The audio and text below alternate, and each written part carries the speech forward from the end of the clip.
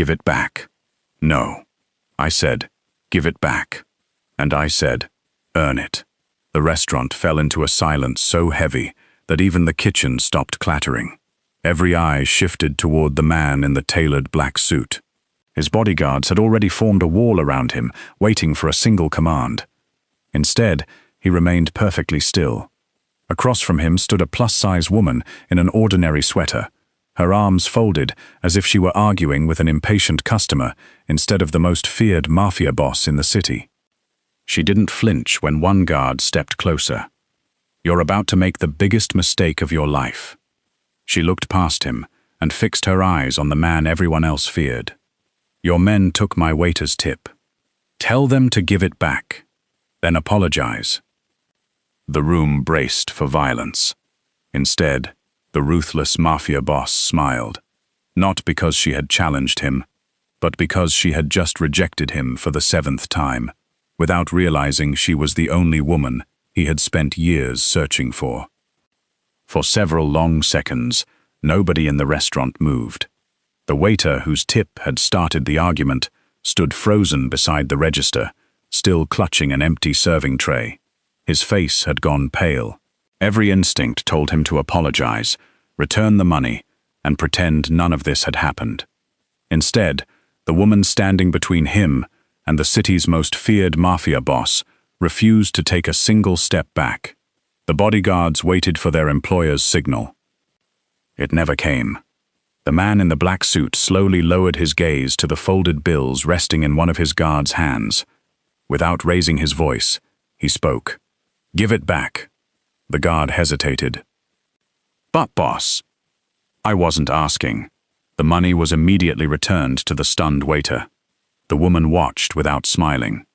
"That isn't everything." One of the guards scoffed. "What else do you want?" She answered with the same calm expression she had worn since the argument began. "An apology." The restaurant collectively inhaled. The guard looked at his boss, as if hoping he had misheard. The mafia boss remained silent for several seconds before speaking again. "She is right." The words landed like thunder. "You took something that wasn't yours." The guard's confidence vanished. He reluctantly turned toward the young waiter. "I'm sorry." The apology was quiet, awkward, and obviously forced.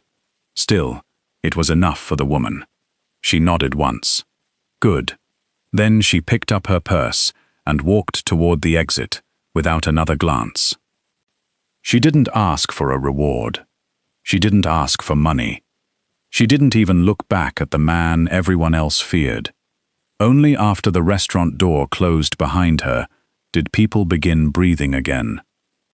Outside, cold evening air swept across the sidewalk.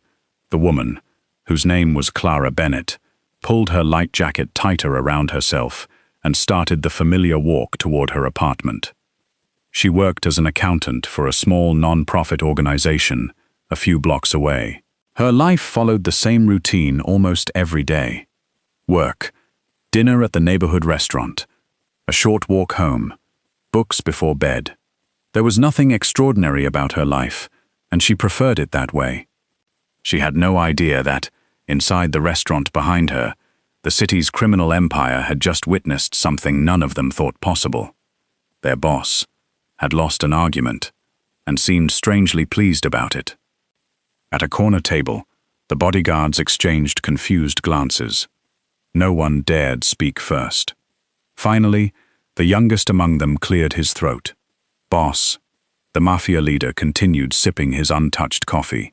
"Yes?" "Should we investigate her?" He looked toward the restaurant door where Clara had disappeared. "No." Another guard frowned. "Then, should we make sure she never bothers you again?" The answer came instantly. "No." The guards looked even more confused. After years of working for him, they knew exactly how he dealt with people who publicly challenged him. This was not it. Not even close. Instead, for the first time any of them could remember, their boss smiled. A genuine smile. So she's still like that. No one understood what he meant. The following afternoon, The lunch crowd filled the restaurant again. The waiters whispered nervously every time the front door opened. Rumors had spread overnight. Some believed the mafia boss would return to reclaim his reputation. Others feared the restaurant would be destroyed, simply because someone had embarrassed him. Even Clara wondered if perhaps she had gone too far. She wasn't afraid of powerful people. She simply disliked bullies.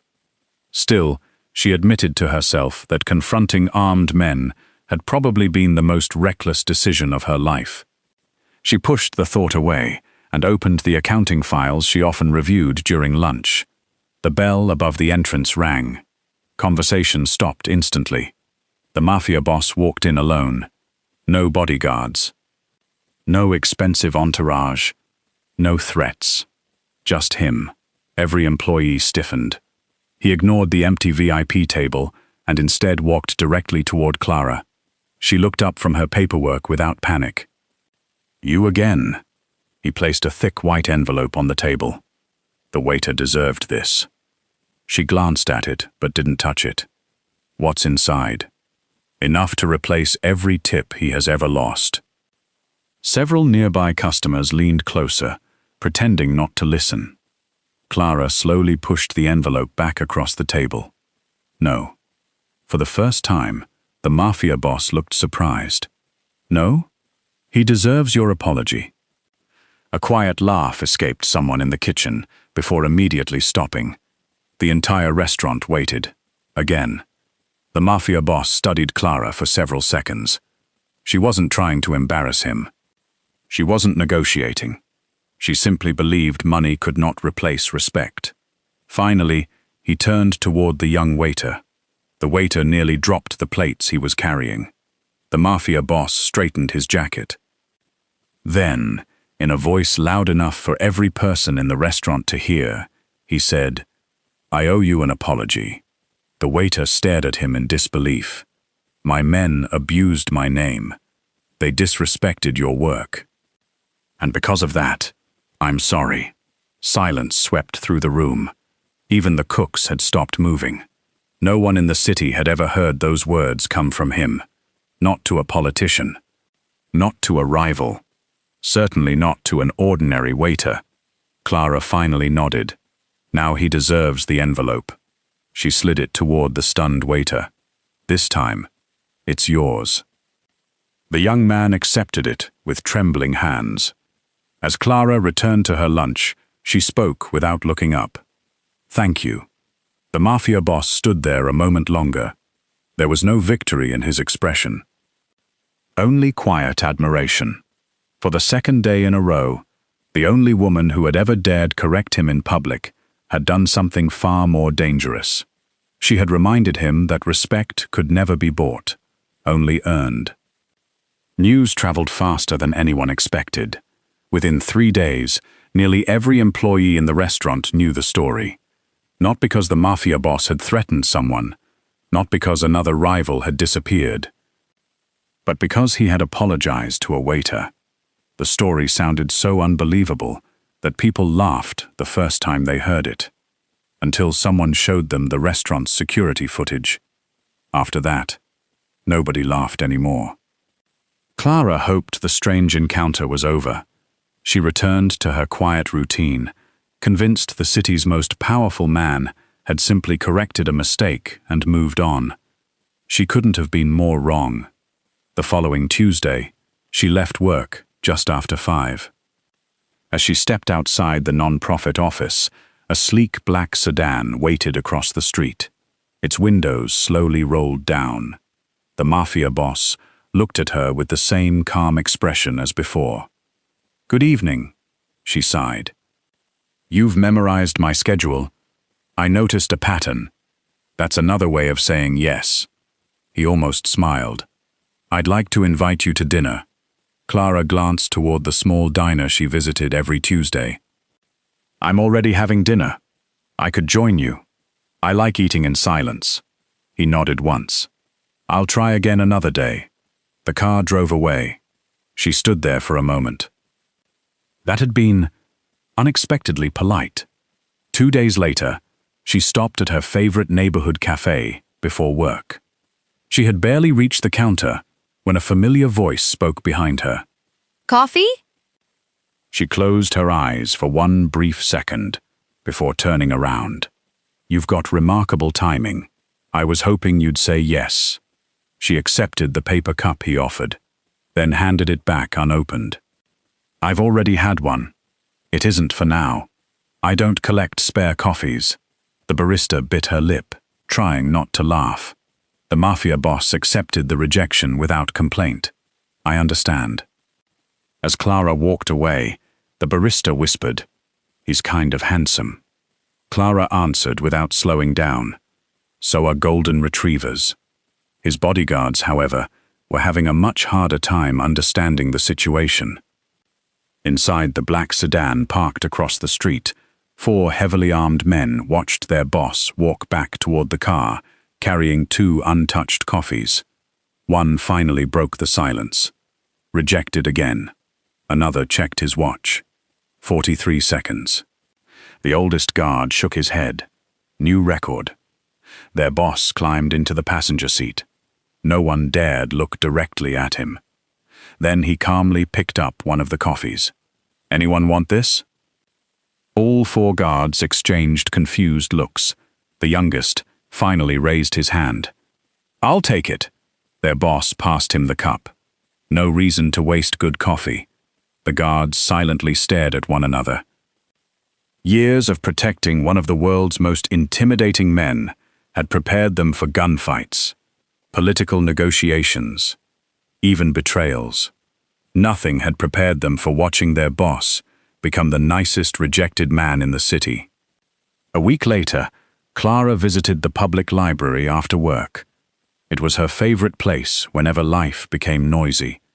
She settled into a quiet corner with a history book. Exactly 18 minutes later, someone sat across from her. She didn't even bother looking up. "You're getting predictable." The Mafia boss lowered his voice. "I enjoy history." "No. You enjoy following me." A librarian immediately appeared. "Sir, this is a quiet floor." He nodded politely. "My apologies." For the next 15 minutes, he read a book without saying another word. When Clara packed her things to leave, he stood as well. "I've learned something." She raised an eyebrow. "What's that?" "You really do like silence. I've been trying to tell you." I finally listened. For the first time. She almost smiled. Almost. By now, the bodyguards had invented a game. Every morning they guessed how quickly their boss would be rejected. Breakfast invitation? 30 seconds. Too optimistic. I say 15. No. Today he'll ask about a movie. Another guard laughed. She'll reject him before he finishes the sentence. Late that afternoon, they received their answer. The Mafia boss approached Clara outside a bookstore. "There's a new movie tonight." She adjusted the stack of books in her arms. "I already know the ending. It was released yesterday. I read spoilers." The guards burst into laughter the moment their boss returned to the car. Even he couldn't stop himself from smiling. "I walked right into that one." The oldest guard shook his head. "I've protected you for 12 years. I've never seen anyone defeat you with complete sentences." Despite everything, Clara couldn't deny one thing. He never tried to impress her with money. He never threatened anyone. He never used his influence to force conversations. Whenever she said no, he simply accepted it. That confused her more than anything else. One rainy evening, she found him standing outside the restaurant without an umbrella. He looked up as she approached. "I wasn't expecting rain." She opened her umbrella. "That makes 2 of us." For several quiet seconds, they stood beneath the same shelter, while traffic splashed through puddles nearby. Finally, she spoke. "You know this isn't working." "I know. You've asked me out 7 times. I counted. And," he looked toward the rain-covered street, "I've also learned 7 things about you." She frowned. "I wasn't trying to teach you." "I know. Another comfortable silence settled between them. Before walking away, Clara paused. "You should stop." "Why?" "Because eventually you'll get tired of hearing no." He smiled gently. "I don't think that's what I'm searching for." Before she could ask what he meant, a black sedan pulled to the curb. His bodyguards opened the door. He stepped inside without another word. As the car disappeared into the rain, Clara remained standing beneath her umbrella. Something about that conversation lingered in her thoughts. It wasn't persistence that unsettled her. It wasn't his reputation. It was the strange feeling that every rejection somehow mattered to him, as if he wasn't trying to win an argument, as if he had been waiting years simply for the chance to hear her voice again. She had no idea why. And somewhere across the city, the Mafia boss quietly looked out the rain-streaked window. Tomorrow, someone would finally ask him the question everyone else had been wondering. Why her? By the end of the second week, the story had spread far beyond the restaurant. People weren't talking about violence anymore. They were talking about something far more unbelievable. The ruthless Mafia boss had been rejected 7 times, and somehow he kept coming back. Late one evening, the lights in the top floor of Blackwood Tower were still on. The city's most influential businessmen had already gone home. Only one office remained occupied. The Mafia boss stood silently beside the floor-to-ceiling windows overlooking the skyline. His oldest friend, Victor Hale, poured 2 glasses of whiskey before sliding one across the desk. "You've been distracted." No answer. Victor sat down. "You cancelled 3 meetings." Silence. "You ignored a governor's phone call." Still nothing. Finally, Victor leaned back and smiled. "I've known you for almost 20 years. You've negotiated with killers. You've stared down politicians. You've survived betrayals. But one woman tells you no. And suddenly you don't know what to do." A quiet laugh escaped the Mafia boss. Victor froze. "I knew it. I haven't heard you laugh since." He stopped himself. The Mafia boss picked up the glass, but never drank. Victor asked the question everyone else had been whispering. Why her? The room fell silent. For several moments, the only sound was rain tapping gently against the windows. Then, without taking his eyes off the city below, the Mafia boss finally spoke. "Because she doesn't remember me." 15 years earlier, there had been no luxury office, no expensive suit, no bodyguards. His name had meant nothing. At 19, he worked double shifts in a small downtown diner while trying to survive another month. During the day, he carried plates. At night, he studied business books borrowed from the public library because he couldn't afford to buy them. Every dollar mattered, especially the tips. One rainy Friday evening, the restaurant overflowed with customers. He rushed between tables carrying coffee, burgers, and receipts while trying not to fall behind. Near closing time, an elegantly dressed businessman finished his meal. The young waiter smiled politely. "Thank you for coming, sir." The customer placed a $20 bill on the table. Before the waiter could collect it, another wealthy guest from the neighboring table casually reached over, picked up the bill, folded it into his wallet, and stood to leave. The young waiter blinked in confusion. "Excuse me, I think that tip belongs to me." The man barely slowed, "Then work harder next time." The restaurant heard the exchange. Nobody moved. The owner lowered his head. Several customers pretended not to notice. No one wanted trouble with a rich and influential man. The young waiter stood there, embarrassed, humiliated, helpless. Then, a chair scraped loudly across the floor. A young woman stood up. She wasn't dressed elegantly. She wasn't famous. She wasn't important. She simply looked furious. "Put it back." The wealthy man laughed. "Mind your own business." She crossed the room without hesitation. "It became my business the moment you stole from someone." You can't steal your own money. It stopped being yours the second you left it on his table. The man rolled his eyes. It's only $20. The young woman folded her arms. No, it's $20. And his dignity. The restaurant became silent. The argument lasted nearly 10 minutes. The businessman threatened lawyers. She quoted basic decency. He mocked the waiter. She defended honest work. Finally, tired of the growing attention, the man threw the bill onto the floor before storming out. The young waiter quickly bent down to pick it up. Before he could thank her, she smiled warmly. Respect isn't expensive. She looked around the restaurant. Cowardice is. Then she grabbed her backpack and disappeared into the rain. She never asked for thanks, never introduced herself, never looked back. But he never forgot her. Victor slowly lowered his glass. I had no idea. You weren't supposed to. You searched for her, for years, without knowing her name. The mafia boss nodded. I remembered her face. I remembered her voice. I remembered one sentence. Victor looked stunned. How did you finally find her?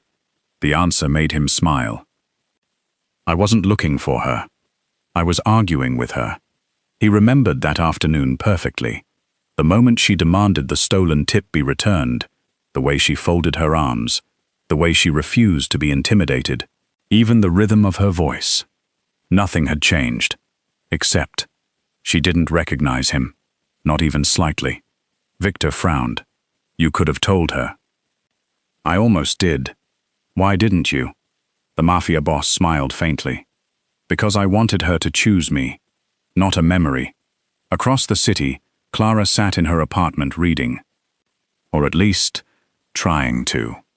She had read the same paragraph 6 times without understanding a single sentence. Her thoughts kept returning to the strange man who accepted rejection with surprising grace. Something felt familiar.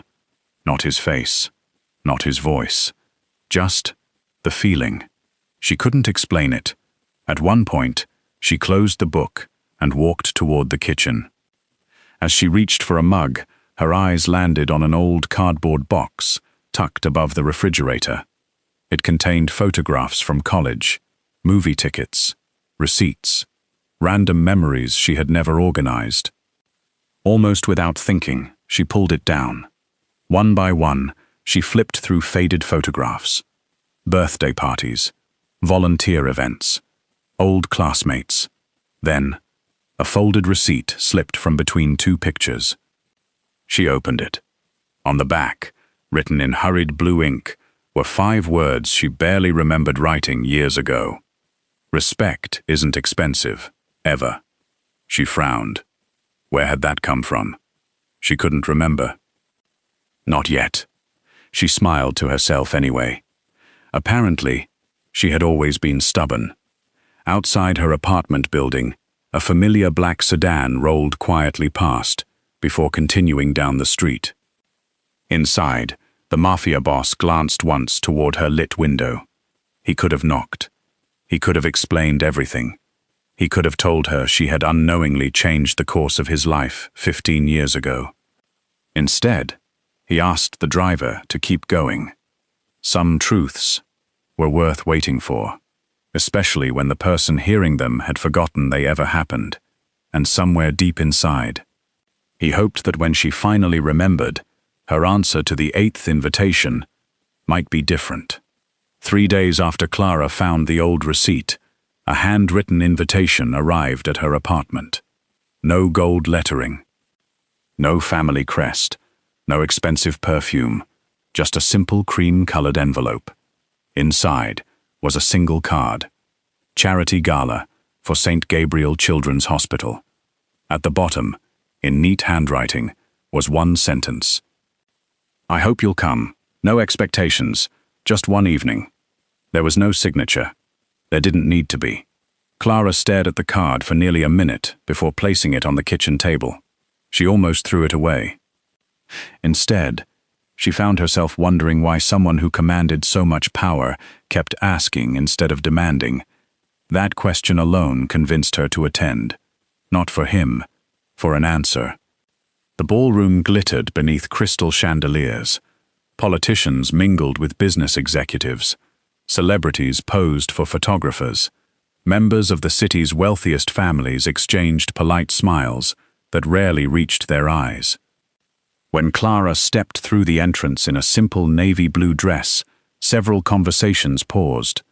She wasn't wearing designer jewelry. She wasn't accompanied by security. She wasn't trying to impress anyone. She simply looked comfortable being herself. Across the room, the Mafia boss noticed her immediately. For the first time all evening, his expression softened. He crossed the ballroom without haste. "I'm glad you came." She looked around the lavish room. "I came for the fundraiser. I hoped that might be the reason." She almost smiled. "You're getting better at realistic expectations." "I've had 7 opportunities to practice." Before she could answer, another voice interrupted. "So," a woman in an elegant silver gown stepped forward, champagne glass in hand. "This is the famous waitress defender." Several nearby guests chuckled quietly. Clara calmly corrected her.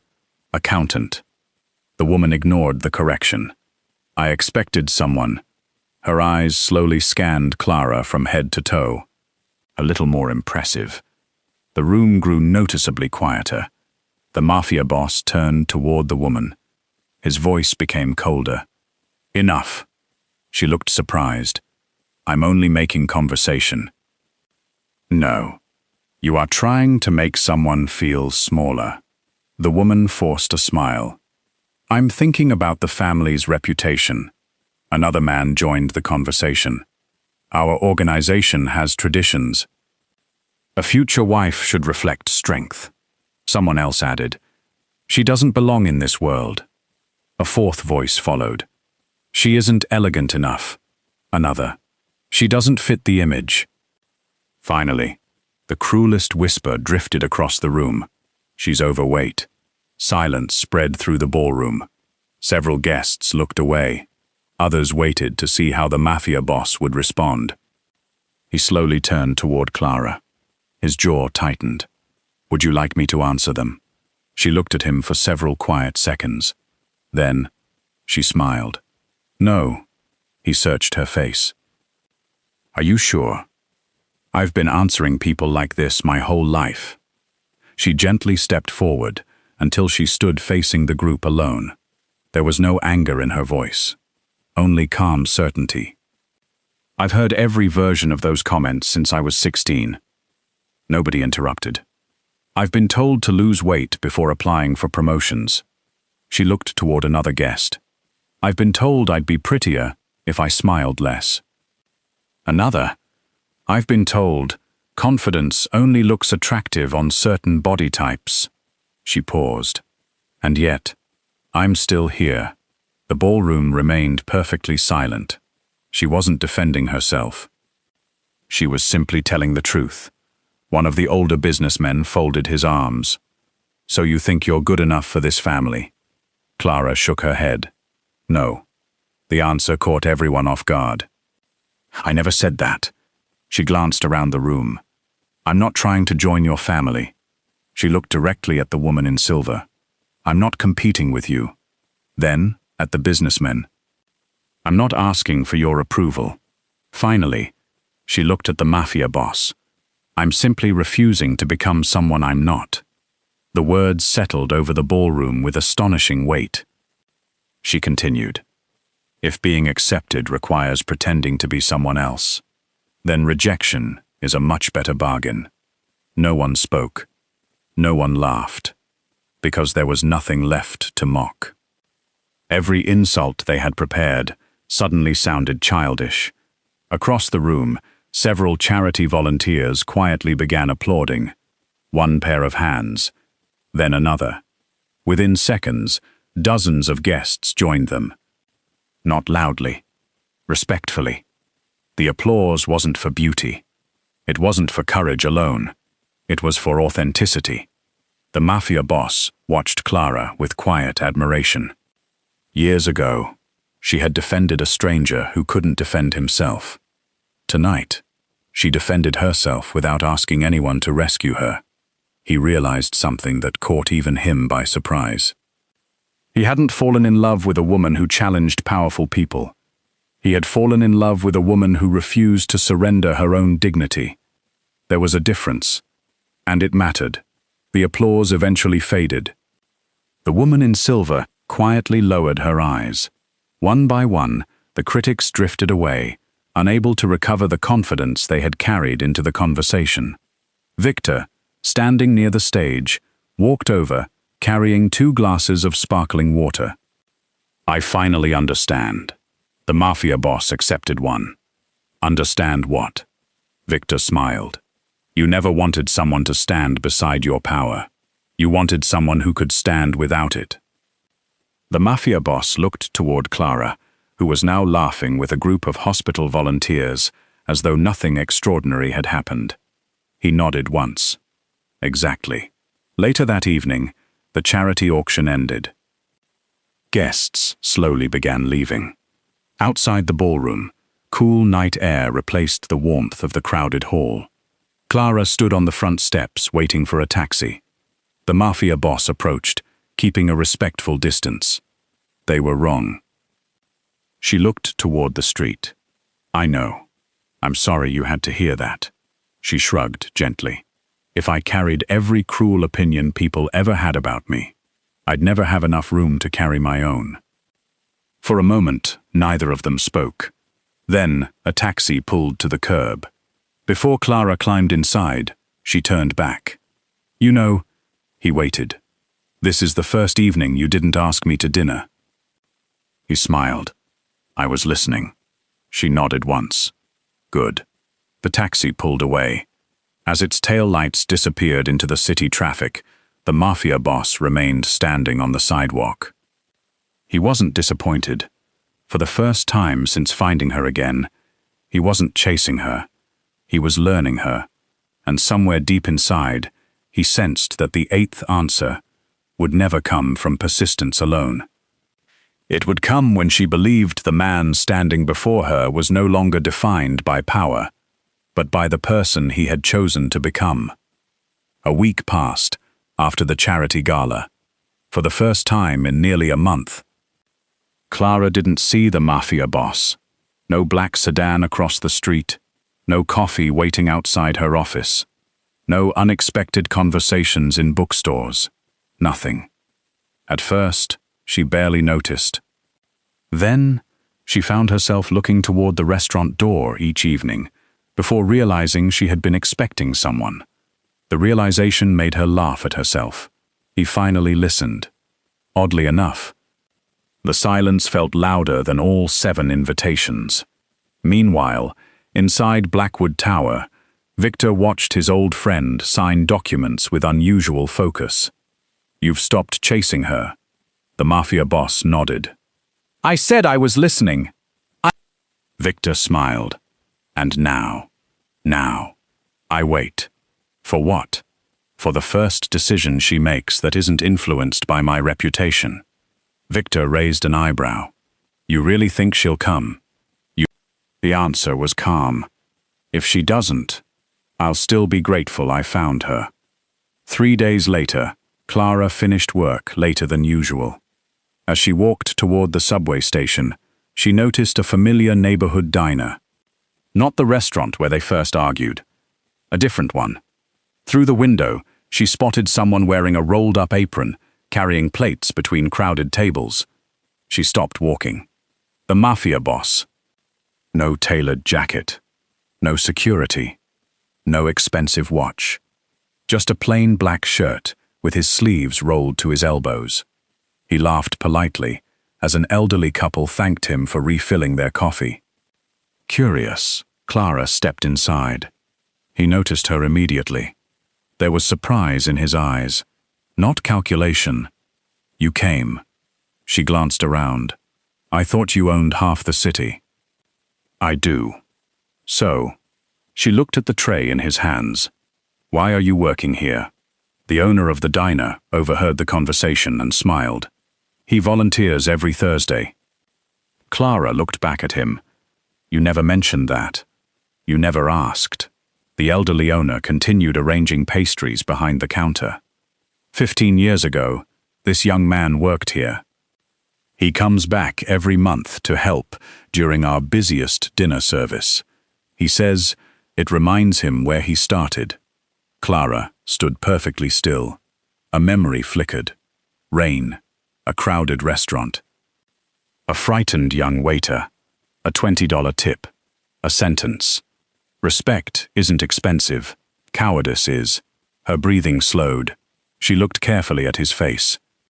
Not the confident man standing before her. The young waiter hidden beneath years of experience. Suddenly, she remembered. Not everything. Just enough. It was you. He didn't pretend not to understand. Yes.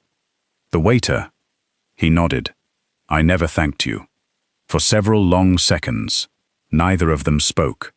Finally, Clara laughed softly. I honestly forgot. I know. I didn't even remember your face. I know. She shook her head in disbelief. And you've been searching all these years. Because of one argument? He smiled. It wasn't the argument. It was the person willing to have it. After closing time, they walked slowly through the quiet streets. For the first time, there was no awkwardness. No rehearsed invitations. No clever excuses. Only honesty. When they reached the small park near her apartment, he stopped beneath a row of old maple trees. I've asked you 7 times. I remember. I'm not going to ask you to marry me. She folded her arms, pretending to look relieved. Good. I wasn't ready to reject you an 8th time. He laughed. So, let me ask something harder. She tilted her head. What could possibly be harder than marriage? He looked directly into her eyes. Keep arguing with me. She blinked. What? For the rest of our lives. A breeze rustled the leaves overhead. You've corrected me, challenged me, embarrassed me, and reminded me who I wanted to become. He took one slow breath. Every time you said no, I walked away a slightly better man. I don't want someone who always agrees with me. I want the woman who would tell me I'm wrong in front of an entire restaurant if I ever deserved it. Clara stared at him. Then she laughed. Not politely, not nervously. The kind of laugh that arrived without permission. That, she wiped a tear from the corner of her eye. Has to be the strangest proposal I've ever heard. I've never proposed before. It shows. They both laughed. The silence that followed felt comfortable, warm, real. Finally, she stepped closer. Much closer than she ever had before. She reached for his hand. This time, she didn't pull away. I still don't care how powerful you are. I know. I'll still argue with you. I hope so. I'll still tell you when you're being impossible. I'd be disappointed if you didn't. She smiled. Fine. He waited. But I'm still keeping the tip. For one brief second, he looked confused. Then he remembered. The restaurant. The waiter. The beginning of everything. He laughed louder than he had in years. Deal. Months later, customers at the neighborhood restaurant still loved telling the story. Some insisted the city's most feared mafia boss had been defeated. Others claimed the plus-size accountant had somehow tamed the most powerful man in town. Both versions missed the truth. He had never been searching for someone to obey him. She had never been trying to change him. What brought them together wasn't power, or beauty, or destiny. It was a simple belief that dignity should never depend on status. Years earlier, one fearless stranger had defended a young waiter because it was the right thing to do.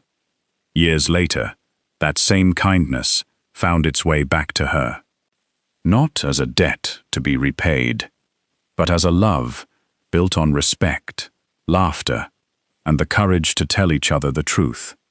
And whenever friends asked Clara what had finally changed her mind, after rejecting him 7 times. She always smiled before giving the same answer. I never said yes to a mafia boss. I said yes to the waiter who never forgot to say thank you.